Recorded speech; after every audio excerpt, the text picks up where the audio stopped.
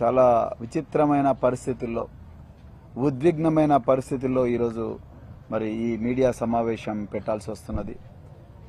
మరి ఈరోజు స్థానిక ఎక్స్ఎమ్మెల్యే మాజీ విప్ డాక్టర్ గువ్వల బాలరాజు గారు చాలా చక్కగా ఈ ప్రాంతంలో ఏ విధంగా అరాచక పాలన నడుస్తూ ఉన్నది అనేది చాలా క్లియర్గా వివరించడం జరిగింది.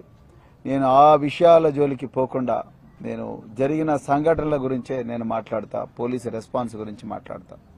నిజానికి ఈరోజు నాకు చాలా బాధగా ఉన్నది, చాలా సిగ్గైతా ఉన్నది. ఏ పోలీసు డిపార్ట్మెంట్లో అయితే నేను 26 సంవత్సరాలు ప్రాణాలకు తెగించి మరి భారత రాష్ట్రపతి చేతుల మీదుగా అత్యున్నత శౌర్య పథకం అందుకున్నానో, ఏ పోలీసు డిపార్ట్మెంట్లో అయితే నాకు police medal for meritorious service వచ్చిందో, ఏ పోలీస్ డిపార్ట్మెంటే నా విశాలమైన కుటుంబం అనుకొని నేను 26 సంవత్సరాలు బతికినో, ఆ పోలీస్ డిపార్ట్మెంట్ ఈరోజు ప్రేక్షక పాత్ర వహిస్తుంటే మరి నేను నిజంగా నా హృదయం చాలా అంటే చాలా గాయపడ్డది.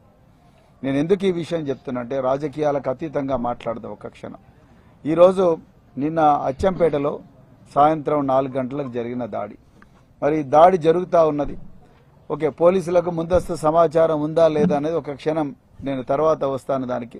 కానీ పోలీసులకు ఆ బాధితుడు ఎవరైతే బాలరాజు గారు ఉన్నారో వారి కుటుంబం బెడ్రూమ్లోకి పోయి దాక్కొని అక్కడి నుంచి దాదాపు అర్ధగంట సేపు ఇక్కడున్న స్థానిక ఎస్ఐ గారికి కాల్స్ చేసిన మరి అర్ధగంట తర్వాత ఒక 2 లేక 3 పోలీసులు వచ్చిండ్రు. ఆ ఇద్దరు ఈయన కాల్ చేసినా లేకపోతే వేరే వాళ్ళు ఎవరైనా డయల్ 100 కాల్ చేసినా మొత్తం మీద వచ్చిండ్రు అర్ధగంట తర్వాత. ఇక్కడ మారణాయుధాలతోని ఆయుధం ఎక్కడుందంటే అది కర్రే ఇది చూడండి ఒక్కసారి మీరు, ఇది మామూలు కర్ర కాదు, సెంట్రింగ్ కర్ర. ఈ మారణాయుధాలతోని వాళ్ళు దాదాపుగా 15 నుంచి 20 మంది వ్యక్తులు వచ్చిండ్రు. ఆ వీడియోలన్నీ కూడా నేను నా ట్విట్టర్లో పోస్ట్ చేయడం జరిగింది. ఈ మారణాయుధాలతోని దాడి చేస్తున్నారు అని ఒక వ్యక్తి ఎవరో సమాచారం ఇచ్చిండ్రు. బాధితుడు అర్ధగంట సేపు కూడా కాల్స్ చేస్తే అక్కడున్న ఎస్ఐ గారు ఎత్తలేదు. వచ్చిండ్రు ఇద్దరు. వచ్చిన పోలీసుల వ్యవహారం మీరు చూడండి. ఒక గలాట జరుగుతూ ఉన్నది. మరి వ్యక్తిని, ఒక బాలరాజు అనే వ్యక్తిని చంపడానికి, వాళ్ళ కుటుంబం హాని చేయడానికి వచ్చిండ్రు. వచ్చినప్పుడు కేవలం చుట్టపు చూపుగా 2 వ్యక్తులను ఒక మరి వాహనంలో పంపించి ఒక ఆయనేమో చేతిలో ఒక టాబ్లెట్ పెట్టుకున్నాడు. టాబ్లెట్ అంటే ఎలక్ట్రానిక్ గ్యాడ్జెట్, ఒక పెద్ద సెల్ ఫోన్. అదేవిధంగా ఇంకొక ఆయన అదిలిస్తా ఉన్నాడు. మరి ఆయన కళ్ళ ముందరనే మీరు చూడండి, వాళ్ళ ఇంట్లోకి వీళ్ళందరూ దుండగులు వచ్చిండ్రు, కుర్చీలు బలగొడుతున్నారు, అవన్నీ చేస్తున్నారు. అవతల లోపల బెడ్రూమ్లో ఉండే ఆయన నా ప్రాణాలు పోతున్నాయి మొర్రో అని చెప్పి అడుక్కుంటున్నాడు. అయినా కూడా ఆయన బెడ్రూమ్ తలుపులు కూడా బద్దలు కొట్టిండ్రు. బద్దలు కొట్టిన తర్వాత మరి పోలీసులు బయట ఉండి ఏం చేయాలి? మరి వాళ్ళ దగ్గర నుంచి ముందు మారణాయుధాలు గుంజుకొని అవి వాళ్ళ నిందితులను వచ్చిన వెహికల్ ఎక్కించుకొని పోలీస్ స్టేషన్ తీసుకుపోవాలి. లేకపోతే అదనపు బలగాల కోసం ఫోన్ చేయాలి. ఇక్కడ నుంచి కేవలం 5 నిమిషాల దూరంలో పోలీస్ స్టేషన్ ఉన్నది. అదనపు బలగాల గురించి సార్ గొడవ అవుతున్నది, మరి అర్జెంటుగా అడిషనల్ ఫోర్స్ పంపించండి అని చెప్పాలి. అవి ఏమీ జరగలేదు. ఇక్కడ వాళ్ళు యథేచ్ఛగా 2 పోలీసు కానిస్టేబుల్ చూస్తుండగానే ఇదే గుత్ప కట్టెలతోని దాదాపుగా 7-8 వ్యక్తులు పిచ్చిగా ధ్వంసం చేసిండ్రు, వ్యక్తులను కొట్టిండ్రు. నా దగ్గర వీడియోలు ఉన్నాయి, నేను అబద్ధం మాట్లాడతలేను. నేను ట్విట్టర్లోనే ఈరోజు పోస్ట్ చేయడం జరిగింది. మరి పోలీసులకు అసలు జాడి జరుగుతుందనే సమాచారం లేదా? నేనైతే ఉందని అనుకుంటున్నా. ఎందుకంటే ఇదే వార్డులో ఇదే పోలింగ్ బూత్ల దగ్గర గడబడలైనప్పుడు మరి ఇరు వర్గాల మధ్యలో గడబడైన తర్వాత పోలీస్ స్టేషన్కి మా మున్సిపల్ చైర్పర్సన్ నరసింహగౌడ్ గారు వీళ్ళందరూ కూడా సార్ ఇదే గడబడైంది, వాతావరణం బాగలేదని సమాచారం కూడా ఇచ్చిన విషయం అందరికీ కూడా తెలిసింది. దాని తర్వాత మరి ఇది ఏదో అవుతుంది అన్న విషయం మీద పోలీసు వాళ్ళు నిన్నగాక మొన్న డిస్ట్రిబ్యూషన్ బాక్సులు అవన్నీ కూడా కంటిన్యూస్గా మరి రిటర్నింగ్ ఆఫీసర్ దగ్గర నుంచి, అంటే వాళ్ళు ఏదైతే మరి కలెక్షన్ సెంటర్ ఉందో కలెక్షన్ సెంటర్లో పెట్టిన తర్వాత పోలీసు వాళ్ళు ఎలక్షన్ల తర్వాత జరిగే చెదురుముదురు సంఘటనల మీద బందోబస్తు ఏర్పాటు చేసుకొని పెట్రోలింగ్ ఇంటెన్సిఫై చేయాలి. ఎక్కడెక్కడైతే గొడవలు జరిగినాయో ఆ ప్రాంతాల్లో మళ్ళీ గొడవలు జరగకుండా చూసుకోవాలి. మరి అవన్నీ నిన్న జరిగిన ఈ సంఘటనలో జరిగిన దాఖలాలు ఏమీ లేవు, ఆ జాగ్రత్తలు తీసుకున్న దాఖలాలు లేవు. కేవలం చుట్టపు చూపుగా 2 పోలీసులను పంపించిండ్రు. వాళ్ళు కూడా నిందితుల్లో ఒకరిగా చూస్తున్నారు, ప్రేక్షకుల్లాగా. ఒక్కరిని కూడా పట్టుకోలేదు. పోనీ ఒక్క నిందితున పట్టుకొని మరి వెహికల్లో కూర్చోబెట్టుకొని పోలీస్ స్టేషన్ తీసుకుపోయి ఎవరు నిందితులు ఎందుకు వచ్చిండ్రు, వీళ్ళు వెనక ఎవరున్నారని ఇన్వెస్టిగేషన్ స్టార్ట్ చేయాలి కదా, ఇంట్రాగేషన్ స్టార్ట్ చేయాలిగా, అది కూడా చేయలే. మరి దీన్ని బట్టి ఏం అర్థం చేసుకోవాలి? నేను ఇవాళ పొద్దున డిఎస్పీ గారితో మాట్లాడినా. ఈ బాలరాజు గారి తమ్ముడు ఎవరైతే ఉన్నారో ఆయన ఏ హాస్పిటల్లో ఉన్నాడో ఘోరమైన గాయాలు, లోపల ఏం జరిగిందో మనకు తెలియదు, బాడీ లోపల ఏం జరిగిందో తెలియదు, ఘోరంగా గాయాలున్నాయి, ప్రాణాలతో చావ బతుకుల మధ్యలో కొట్టుమిట్టాడుతున్నాడు ఆ వ్యక్తి. సో వాళ్ళు అంటున్నారు ఇవాళ కాకపోయినా రేపైనా మమ్మల్ని చంపుతామంటున్నారు, మమ్మల్ని చంపుతారు వీళ్ళని అంటున్నారు. మరి మీరు ఏం చేసిండ్రు? నేను డిఎస్పీ గారితో మాట్లాడినా, అయ్యా మరి ఏం చేసిండ్రు అంటే డిఎస్పీ గారు అంటారు సార్ చూస్తాం సార్ వాళ్ళు పరారులో ఉన్నారు సార్ అంటున్నారు. మీ కళ్ళ ముందర నిందితులు ఘోరంగా గుత్పకట్టెలు తీసుకొని మారణాలు తీసుకొని వాళ్ళు చంపడానికి ప్రయత్నం చేస్తుంటే మీరు ఇప్పటికి కూడా నిందితులను పట్టుకోలేకపోతున్నారు. వాళ్ళు కళ్ళ ముందర నిందితులను పట్టుకోలేను, రేపు పొద్దున పరారులో నిందితులు పట్టుకుంటారని గ్యారంటీ ఉన్నది. రేపు మీరు జరగబోయేది ఏంది? ఇక్కడ స్థానిక ఎమ్మెల్యే ఆదేశాల మేరకు వాళ్ళు వచ్చి మీ దగ్గర సరెండర్ అవుతారు. వాళ్ళకు ఒక్క దెబ్బ తగలకుండా మీరేం అనకుండా వాళ్ళని జాగ్రత్తగా 41A నోటీస్ ఇచ్చి సెక్షన్ 3 సెక్షన్ 4 ప్రకారం మీరు నోటీస్ ఇచ్చి వాళ్ళని జాగ్రత్తగా మీరు వదిలేస్తారు. అదే కదా జరిగేది. మేము అందుకొరకే కదా మీరు ఇక్కడ ఉన్నది. మరి అసలు ఇదేనా మరి చేయాల్సింది మీరు పని? యూనిఫామ్ వేసుకొని ఇదేనా మనకు సిఆర్పిసి చెప్పింది? అసలు సెక్షన్ 166 ఐపీసీ ఏం చెప్తున్నది? మీరు సిఆర్పిసి ప్రకారం ఏం చేస్తున్నారు? అసలు మీరు నిష్పక్షపాతంగా వ్యవహరిస్తున్నారా? మీ బాస్ మరి సిఆర్పిసినా లేకపోతే మరి రేవంత్ రెడ్డి లేకపోతే వాళ్ళ తమ్ముడా లేకపోతే ఇక్కడ స్థానిక ఎమ్మెల్యేనా? దీని మీద పోలీస్ ఆఫీసర్లు డీజీపీ గారు వివరణ ఇవ్వాలి.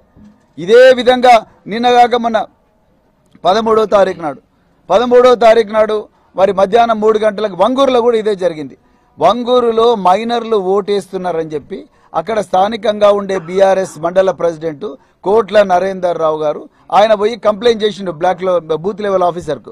బూత్ లెవెల్ ఆఫీసర్ కంప్లైంట్ చేస్తావా బిడ్డ అని చెప్పి ఆయన అక్కడున్న రంగారావు సర్పంచ్, దాని తర్వాత మిగతా గూండాలు, కాంగ్రెస్ గూండాలు వీళ్ళందరూ కూడా రేవంత్ రెడ్డి తమ్ముడు ఎవరు అనుమల చిట్టెల రెడ్డి ఆదేశాల మేరకు వాళ్ళందరూ కూడా ఇతను కొట్టిన తర్వాత ఎవరి మీద కేసు రిజిస్టర్ మీరు చూడండి. వాళ్ళు ఒకరికొకరు తోసుకున్నారు. మేము తోసుకోలేదని అంటలేను, దానికి వీడియో ఎవిడెన్స్ ఉన్నది. కానీ దెబ్బలు కింద పడేసి రాళ్లతో కొట్టింది ఎవరిని? ప్రశాంత్ రావును, నరేందర్ రావు తమ్ముడు ప్రశాంత్ రావును.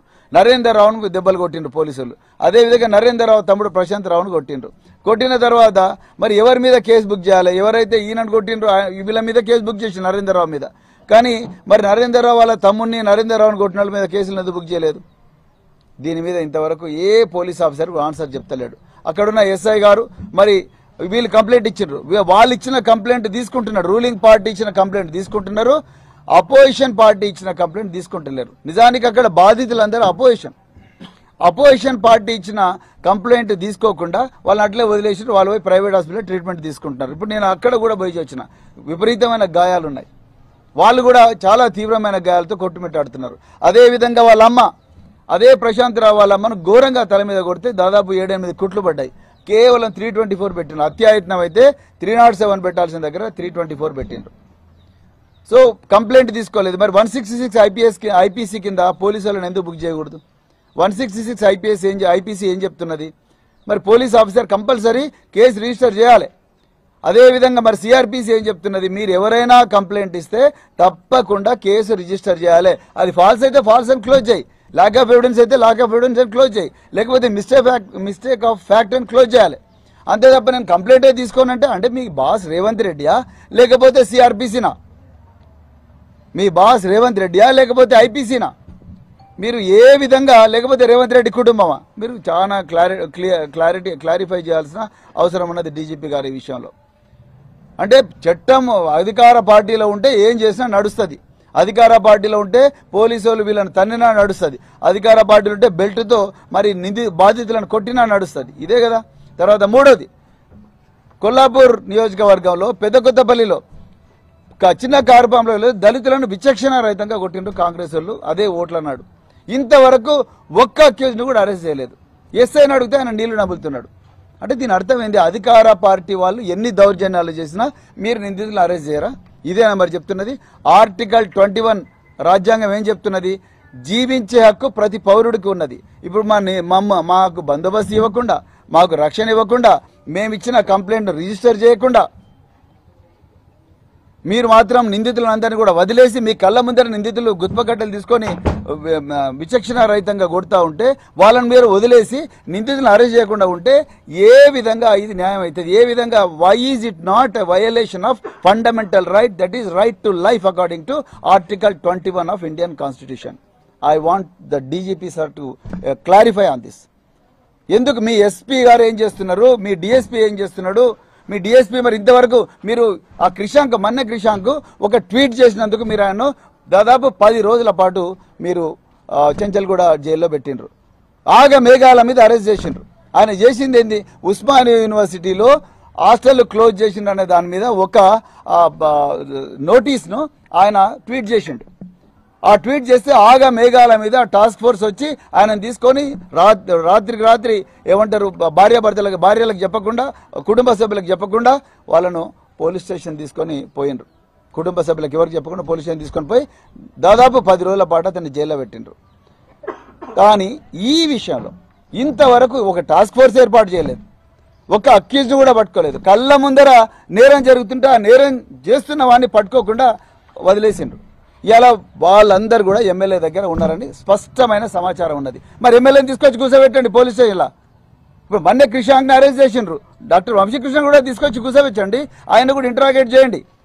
ఆయన కాల్ డీటెయిల్స్ మొత్తం చూడండి, bring all his CDRs, call details అని తీసుకొచ్చి వెరిఫై చేయండి. ఈ నిందితులు ఎవరైతే ఉన్నారో వాళ్ళ కాల్ డీటెయిల్స్, వాళ్ళ టవర్ లొకేషన్, అదేవిధంగా ఎమ్మెల్యే కాల్ డీటెయిల్స్ అవన్నీ మ్యాచ్ చేయండి. మీకు అద్భుతమైన సాఫ్ట్వేర్ ఉన్నది కదా, అవన్నీ మ్యాచ్ చేసి చూడండి. 2 నిమిషాల్లో మీకు నిందితులు దొరుకుతారు. మరి ఎక్కడ పోయింది టాస్క్ ఫోర్స్? అంటే బీఆర్ఎస్ నాయకులు, మరి ప్రతిపక్ష పార్టీలు ఎవరైనా పర్వాలేదు, వీళ్ళని తన్నినా పర్వాలేదు, వీళ్ళని చంపినా పర్వాలేదు, వీళ్ళ చేతులు కొట్టినా పర్వాలేదు, దళితులు వీళ్ళందరూ ఏమైనా, బీసీలు ఈసీలు ఏమైనా పర్వాలేదు, కాంగ్రెస్ పార్టీలు మాత్రం క్షేమంగా ఉండాలి అనేదే మీ ధోరణి కనిపిస్తుంది. అదేవిధంగా మన్నెవారిపల్లిలో మైనారిటీ వాళ్ళను ఘోరంగా కొట్టిండ్రు. అంటే మీరు ఏ వర్గాలకు రక్షణ ఇస్తున్నారు? మీరు ఎందుకోసం ముఖ్యమంత్రి అయినరు? మీరే హోమ్ మినిస్టర్ రేవంత్ రెడ్డి గారు, మరి మీరే ఆన్సర్ చెప్పాలి. అర్జెంటుగా దీని మీద పూర్తి స్థాయి విచారణ జరగాలి. నాగర్ కర్నూలు జిల్లాలో మరి ముఖ్యంగా అచ్చంపేట ప్రాంతం, కొల్లాపూర్ ప్రాంతం మాఫియా చేతుల్లోకి పోయింది. లా అండ్ ఆర్డర్ పోలీసుల చేతిలో లేదనేది స్పష్టంగా తెలిసిపోయింది. నిజంగా పోలీసుల చేతుల్లో ఉంటే ఇప్పటికల్లా నిందితులు పోలీస్ స్టేషన్లు ఉండాలి, ఇప్పటికల్లా నిందితులు జైలుకు పోవాలి రిమాండ్ అయ్యి. కానీ అది జరగలేదు ఇక్కడ. అంటే దీని అర్థం ఏంది? మీరు ఆ మాఫియా గ్యాంగులు ఇద్దరు కూడా కలిసిపోయినరు. మీ ఆదేశాల మేరకే నడుస్తూ ఉన్నది. ఇక్కడ ఒక అరాచక వ్యవస్థ నడుస్తున్నది. మీరు ఏమైనా చేసుకోండి, ఈ 5 సంవత్సరాలు మేము చంపుతాం, గుత్పగడ్డలతో కొడతాం, మీరు వీడియోలు తీసుకుంటే తీసుకోండి, ఏమైనా చేయండి, మేము చేసేది చేస్తామని అంటున్నారు. మరి ఇదేనా మీరు చేయాలనుకున్నది? మళ్ళీ చెప్తున్నా రేవంత్ రెడ్డి గారు, చేతులు జోడించి మీరు హోంమంత్రి, ఈ తెలంగాణ ప్రజల 4 కోట్ల మంది రక్షణ మీ చేతుల్లో పెట్టింది తెలంగాణ. కానీ ఇవాళ ఏం చేస్తున్నారు? మీ పార్టీ కార్యకర్తలే మీ కుటుంబ సభ్యుల ఆదేశాల మేరకే మీ సొంత నియోజకవర్గంలో గుత్పగడ్డలు తీసుకొని కొడతా ఉన్నారు. అంటే మరి దీనికి అర్థమైంది, నేను ఏమైనా చేస్తా, మీరు ఏమైనా చేసుకోండి అని అర్థమా?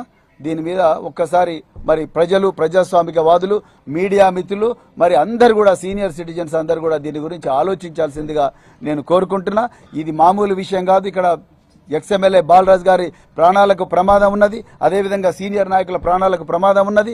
ఈ ప్రాంతంలో బీఆర్ఎస్ ఒక్కటే కాదు, మిగతా ప్రతిపక్ష పార్టీలు అందరి ప్రాణాలకు ప్రమాదం ఉన్నది. వీళ్ళ దందాలు అడ్డుకుంటే ఆ అడ్డుకున్న ప్రజల ప్రాణాలకు కూడా ప్రమాదం ఉన్నది.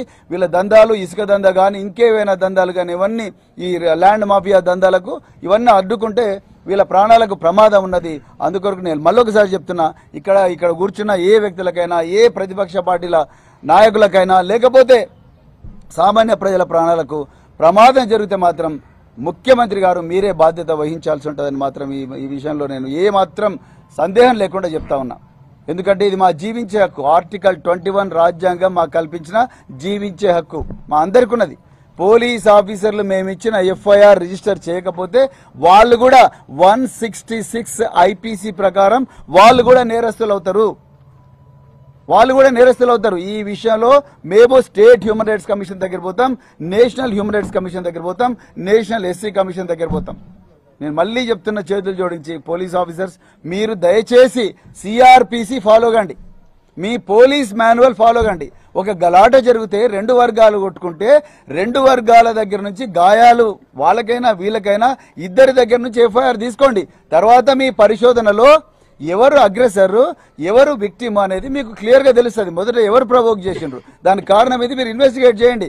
కానీ ఒక వర్గం ఎఫ్ఐఆర్ ఏమో మీరు రిజిస్టర్ చేస్తారు, ఇంకొక వర్గం ఇచ్చిన కంప్లైంట్ ఏమో ముట్టుకోరు. ఉల్టా వాళ్ళనే బెల్టులు తీసుకొని కొడతా ఉన్నారు వంగూరు పోలీస్ స్టేషన్ లాగా. ఇది ఎక్కడ న్యాయం?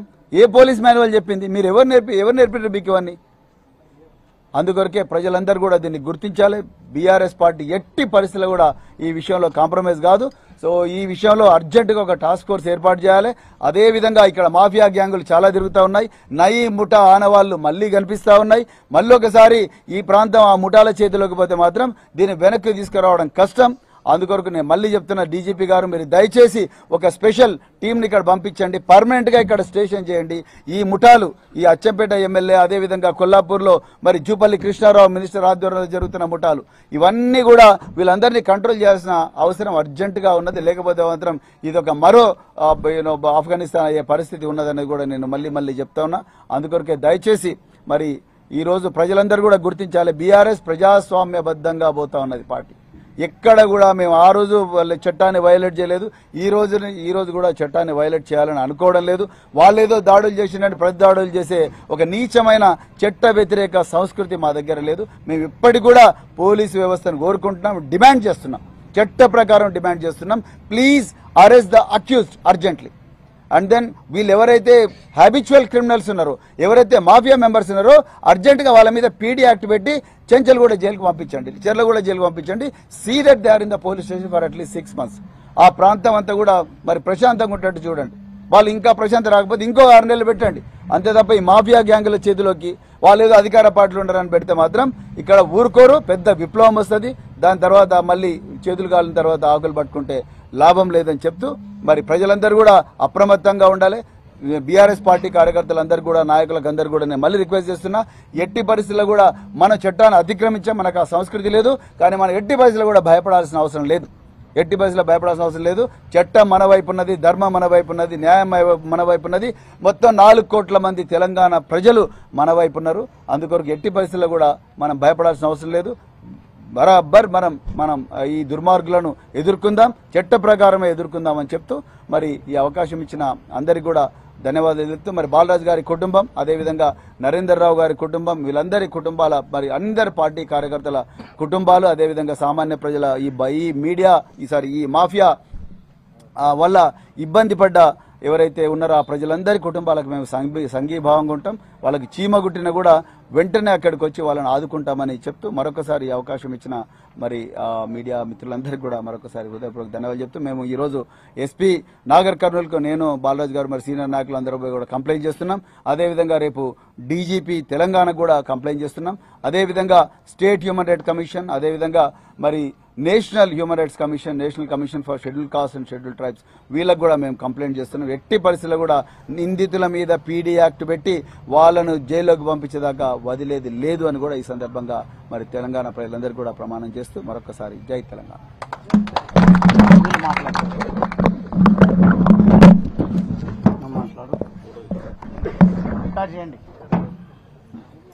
మాట్లాడు బాలరాజ్. నమస్కారం అన్న, మీడియా మిత్రులకు విలేకరులందరికీ నమస్కారం అన్న. నిన్న జరిగిన సంఘటన అన్న, మొన్న పోలింగ్ రోజు ఏమైంది, చిన్న సంఘటన, ఆర్పీలో పోల్ చిటీలు పంచడం జరిగింది. ఆమెని కాంగ్రెస్ వాళ్ళు 2-3 మాటలు అంటే ఆమె ఏడ్చుకుంటా బయటికి వెళ్ళింది. మేము సంధాయించి మళ్ళీ ఆమెను పోల్ చిటీలు చేయడం జరిగింది. జరిగిన తర్వాత కాంగ్రెస్ వాళ్ళు గడబడి చేసుకున్నారు. దానికి మాకు ఏ సంబంధం లేదు. మేము పక్కలుండే వీళ్ళు గడబడి మేము సంధాయించి ఇంటికి వెళ్ళొచ్చి మళ్ళీ ఆడికి పోల్చి ఆడిపోయినాం. పోయిన తర్వాత మా 3 మీద కంప్లైంట్ ఇచ్చేసిండు. వాళ్ళు ఇచ్చేసినాక ఎస్ఐ గారు ఏంది మధ్యాహ్నం నాకు ఫోన్ చేసిండు, బాలరాజు గారు నువ్వు వీడియో పోల్చి ఉండొద్దు, నువ్వు పోలింగ్ కార్డు ఉండొద్దు, నువ్వు ఇంటికి ఇంటికంటే ఎందుకు వెళ్ళిపోవాలి సార్, నేను ప్రజాప్రతినిధి, నేను ఇక్కడ పోలింగ్ కార్డు ఉంటే నీకు ఏమవుతుంది సార్ అన్న. లేదు నీ మీద నా మీద ఏం కేసు అయితే సార్, నువ్వు మీ కాంగ్రెస్ వాళ్ళని అడగన్న, కన్మవాటలు ఉన్నారు కొన్ని నిజాయితీగానే ఉంటే మనకు చెప్పిండ్రు. శంకర్ బాలరాజు ఏం మనలింగా వాళ్ళే మనం సంధాయించిండ్రు, లేకపోతే మనోళ్ళు కొట్టుకుంటుంటే తలకాయలు వాళ్ళు అని చెప్పిండు. నిన్న ఎస్ఐ గారు మళ్ళీ పిలిపించినాక వాళ్ళు చెప్పిన మాటలు మమ్మల్ని రిటర్న్ తోలిచ్చేసినాక ఎస్ఐ గారు మళ్ళీ నాకు చెప్పి బాలరాజు గారు నీకు మొన్న చెప్పినా ఇయ్యాలనుకొని చెప్తున్నా, నువ్వు అచ్చంపేటలో 2 రోజులు దూరంగా ఉండడం మంచిది. ఎందుకు ఉంటున్నామని. ఏం లేదు సార్, నా దగ్గరికి వస్తారు కాలనీ, నేను అన్న తమ్ముళ్ళలాగా, నేను 20 ఏళ్ళ రాజకీయ చరిత్ర సార్ నాది. నా సాయినగర్లో నా దగ్గరికి వచ్చేటోళ్ళు లేరు, చాలా మంచి అన్నదమ్ములలాగా మేము ఉంటాం సార్ అన్న. ఎందుకైనా మంచిది పో అన్నాడు. నాకు ఆయన అన్న తర్వాత మళ్ళీ నిన్న ఉదయం ఒకటి కాంగ్రెస్ కార్యకర్తని నా దగ్గరికి వచ్చాను. నీ గురించి రాత్రి మేమందరం చర్చించుకున్నాం. ఇక్కడున్న స్థానిక ఎమ్మెల్యే గారు ఊకే బాలరాజ్ అని మీరు ప్రతి ఎలక్షన్ అప్పుడు నన్ను సాయినగర్లో నన్ను అంటుండ్రు. మీరు ఏం లేదు ఆయన, మీరు ఏదో చేసిరాని నేను చూసుకుంటాం, మీరు ఎందుకు ఊకే ఆయన పేరు మీరు 10కి 10 సార్లు నాతో పలకకూడని అంట. నాకు ఇట్లా సమాచారం ఉంది, నువ్వు పో అంటే పాపం మా రాజు మా లింగం విలువ ఉండి అన్నా నువ్వు వదిన కలిసి హైదరాబాద్ పోరా, ఏ అమ్మ గీజానికి భయపడుకుని ఇట్లా పోతారా, నేనెందుకు నేను ఏం చేశాను వీళ్ళకి భయపడుకు ఇయ్యాల పోతా, మళ్ళీ 4 దినాలు అయినాక నేను మళ్ళీ సాయినగరే రావాలి, ఎందుకు నేను భయపడకుండా అని వీళ్ళతో చెప్పిన. అన్నా ఎందుకైనా మంచి ఇంకా తర్వాత మా బిడ్డ నేను హైదరాబాద్ వెళ్తూ అత్తగారింటికి పోయింది. మా బిడ్డ హైదరాబాద్ పోతున్నాను ఆయన, నేను ఇట్లా రా అంటే నేను మళ్ళీ మా బాబు మా డ్రైవర్ని తోలుకొని పోయి ఎల్టూరుకు పోయి 3:30 లోపల ఎల్టూరుకు పోయి మా బిడ్డని హైదరాబాద్ బస్సు ఎక్కించిన. వచ్చేసిన రాగానే ఇంట్లోకి వచ్చి కాలు కడుకుంటున్నా, కొద్ది ఆకలి అవుతుంది, ఆడుకొని తినలే నేను. ఇంకా పెట్టమ్మా అంటే ఈమె ఉరుకుగా కిచెన్లోకి పోయింది. గుడ్లరావన్నీ ఒక అతడు వచ్చి అనానా ఉరుకొచ్చి నా కాడికి, అరే ఏమన్నా ఎవరికైనా ఆపద అయితే నా దగ్గర ఎట్లుంటుంది అంటే సాయినగర్లో ఇప్పటికైనా నేను బయటకు పోయినా చీమ చిటుకుమన్నాను వాళ్ళని ఈగ వాళ్ళని అన్న అట్లుంటా, అందరిని అట్లా సొంతం అన్నదమ్ములలాగా అక్క చెల్లెలాగా అందరిని అంత మంచిగా చూసుకుంటా. ప్రతిపక్ష పార్టీ 20 ఏళ్ల నుంచి కూడా మా ఎమ్మెల్యే గారు కానీ మాకు స్థానిక ఇక్కడ మా పెద్ద మనిషి మా మనోరన్న కానీ ఎవరిని జీవించకపోయింది. శత్రువుగా సాయం చేయాలి బాలరాజు, అప్పుడే మనం లీడర్ అవుతాం అన్నప్పుడే నేను శత్రువుగా ఇంటికి వచ్చి నాకు అటువంటి సాయాలు చేశాను. అటువంటి టైంలో నేను ఇంటికి రావడం జరిగింది. ఇంటికి వచ్చి ఇట్లా అంటున్నా, రవి గారు రా బయటకు అంటే నాకు అప్పుడే డౌట్ వచ్చింది. ఈ గోడంచుకు కట్టెలు పట్టుకుంటున్నారు. అరే ఏకదమ్ ఇంకా మా నిర్మాణం లోపల తీసుకుపోయినా, అమ్మని మా కొడుకుని లోపల తీసుకుపోయినా, గడ పెట్టేసిన. ఏందేందని ఈమెకేం తెలుస్తలేదు అప్పటి దగ్గర. ఎలక్షన్ గడపడి ఉంది, కాంగ్రెస్ వాళ్ళు మన మీదకి వస్తుందా అని వేసి వీళ్ళని ముగ్గురు పెట్టి బయటకు వద్దామంటే కూడా మా భార్య మా అమ్మ కాలు గట్టే పట్టుకున్నారు. వద్దు బిడ్డ నువ్వు బయటకు పోదు, నీ వద్దు బిడ్డ మేము చచ్చిపోతాం అంటే అట్లనే ఇంకా తలుపు కానుకొని అట్లనే ఉన్నా. గబ్బా గుద్దేసిండు. నేను ఉడకగా మా తమ్మునికి ఫోన్ చేయలే. మా కొడుకు ఏమన్నా కానీ చనిపోతే నన్ను నా భార్యను చంపేస్తారు.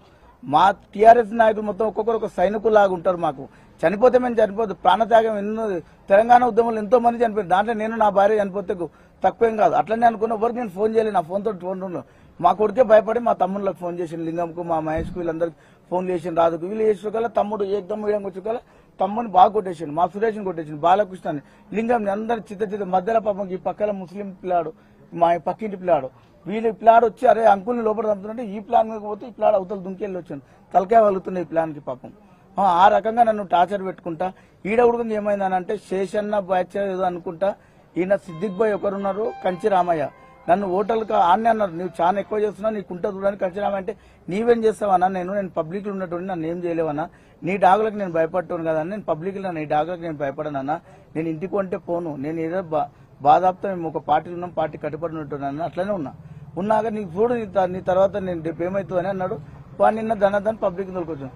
సిద్దిక్ భాయ్ మళ్ళీ సాయంత్రం ఓటేనికి వచ్చి మా పిల్లలతోటి అప్పుడే మారకని ఏం చేసి కొట్టేసేది ఉంటే మీరు ఇప్పుడు నాకేం చెప్తాను సిద్దిక్ భాయ్ చెప్పినంట.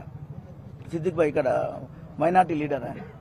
వీళ్ళంతా చాలా రోజుల నుంచి నా మీద ఇట్లా అనుకున్నారు. మా సార్ దృష్టి కూడా అన్నగారి దృష్టికి తీసుకున్న బాలరాజు నేను ఉన్న తమ్మి, నువ్వు ధైర్యంగా ఉండు, నీకేం కాదు, నేను చూసుకుంటా. నిన్న నుంచి వెంటనే నేను లోపల రూమ్లో ఉన్నాక ఫస్ట్ వీళ్ళందరికన్నా ఎస్ఐ గారికి ఫోన్ చేసిన, సార్ నువ్వు అన్నదే వాస్తవమైంది, నా మీదకి అటాక్ వచ్చిండ్రు రా సార్ అంటే, వస్తున్నా అర్ధగంట అయింది రాడు. ఏం సార్ ఎందుకు పాపం బయట వాళ్ళే 100 కాల్ చేస్తే తక్కువ వాళ్ళిద్దరు వచ్చిండ్రు. వాళ్ళు వచ్చి కొడుతుంటే నేను అప్పుడే బయటకు వచ్చినా, వాడిని అక్కడ వదిలిపెట్టిండు, వీళ్ళు ఇక్కడ వదిలిపెట్టిండు. ఇప్పుడు ఎస్ఐ గారు వచ్చినా కూర్చొట్టి బండ్లు వేయాలి, ఏదైనా సరే అక్కడ జరుగుతుంది, ఏదన్నా కానీ మా పిల్లలనే వాళ్ళని తీసుకొచ్చి బండ్లు వేయాలి. వాడు అక్కడ పోతుంటే ఇక్కడ పోతుంటే ఏమంటలేడు, ఏమనుకో. నా కానిస్టేబుల్ కొడుతుంటే, మా తమ్ముని కొడుతుంటే మీరు వీడియోలు చూడాలన్నా, కొడుతుంటే కానిస్టేబుల్ ఇక్కడ మా తమ్ముని దొప్పుకొస్తుందని మనం ఒక్క మాట అంటే కట్టె గుంజుకుంటలేరు. అంతగానము అరాచకం చేస్తుండ్రు. ఈ వంశకృష్ణ ఎట్లా ఉన్నాడంటే 15 ఏళ్ల నుంచి ఎక్కడున్నాడో ఏం కథనో ఇప్పుడు ఎక్కడ పోయి మమ్మల్ని టార్గెట్ పెట్టుకున్నాడు. టార్గెట్ పెట్టుకొని టీఆర్ఎస్ నాయకుడు అనేది లేకపోతే మా పార్టీలో కలిస్తే నీకు ఏం కాదు. ఇది ఇట్లా ఉడకంగా మాతో 15 రోజుల నుంచి జరుగుతుంది. పార్టీ చచ్చినా కానీ నేను పార్టీ మారనని చెప్పిన, మా అన్నతోడు నిన్న మొన్న అదే చెప్పిన, పార్టీ మారను, చనిపోతే కానీ నేను పార్టీ మారేటోను కదన్నా. పార్టీ అయినా మారాలి, లేకపోతే ఇలాంటి దౌర్జన్యాలు చేస్తున్నానా. దీనికి ఒక్కటి మీరు మీడియా సహకారం ఉండాలి, పెద్దల సహకారం ఉండాలి. ఈ కాన్స్టిట్యున్సీ రేవంత్ రెడ్డి గుడకంగా ఇలాంటి ఎమ్మెల్యేలని కొద్దిగా వాళ్ళకి చెప్పి ఇవన్నీ కూడా ఈ అన్ని సంఘటనలు జరగకుండా చూసుకోవాలి. ఇట్లనే నాకైతే రేపు మా కౌన్సిలర్కి, ఇంకో కౌన్సిలర్కి అయితే, స్థానిక సర్పంచ్లకు అవుతుంది, మా మున్సిపల్ చైర్మన్కి అవుతుంది. నిన్న నుంచి వాళ్ళని ఒక్కరిని ఇంతకుముందు మనకు దాంట్లో ఒక కానిస్టేబుల్ అన్న తెలుసు, అన్న ఏమైందంటే బాలరాజు నేను చూస్తే మాకు బాధ అనిపిస్తుంది, కానీ ఇప్పుడైతే ఇంతవరకు ఒక్కరిని పట్టుకోసలే, అసలు నీ ఊసెత్తలేదు పోలీస్ స్టేషన్ అని అన్న చెప్తున్నాడు. అన్న చెప్పగానే ఆయననే కళ్ళతడి పెట్టుకుంటుంది, ఇది ఏంది ఇంత ఘోరంగా జరుగుతుంది వాళ్ళది ఆయనే కండి, ఇంతవరకు ఒకరిని పట్టుకురాలి, మాకు న్యాయం చేయాలి, ఇంతవరకు ఇట్లనే ఉన్నా అనుకో, నన్ను కానీ మా తమ్ముళ్ళని కానీ నాతో పాటు నా కార్యకర్తలను అందరినీ వాళ్ళు చంపేయడానికి దీనికి వంశకృష్ణ అండదండలు ఉన్నాయి. ఆయన కుళ్ళైపోయినట్టు భార్యనే నేను చంపేసిరాలని చెప్పిందంట. ఒకటే మా మీద టార్గెట్, చంపేసిరానందుకు పట్ట పగులు మధ్యాహ్నం దాన్ని గుర్తుపలు తీసుకొని మా దగ్గరికి వచ్చిండు. ఒకటి మేము వెనక ఉంటే గుడ్డలు ఉంది దాంతో నరికి పాడుతుంది కానీ నాకు వెనక వినిపిస్తుంది. ఆ విధంగా మమ్మల్ని చేస్తుండ్రు. దయచేసి మీ మీడియా సహకారం ఉండాలి, విలేకరుల సహకారం ఉండాలి, మీ పోలీసు వాళ్ళకు సహకారం ఉండాలని నేను అనుకుంటున్నా. కానీ మీరు మొత్తం వన్ సైడ్ చేస్తుండ్రు. దయచేసి మాకు న్యాయం చేయాలని కోరుతున్నా.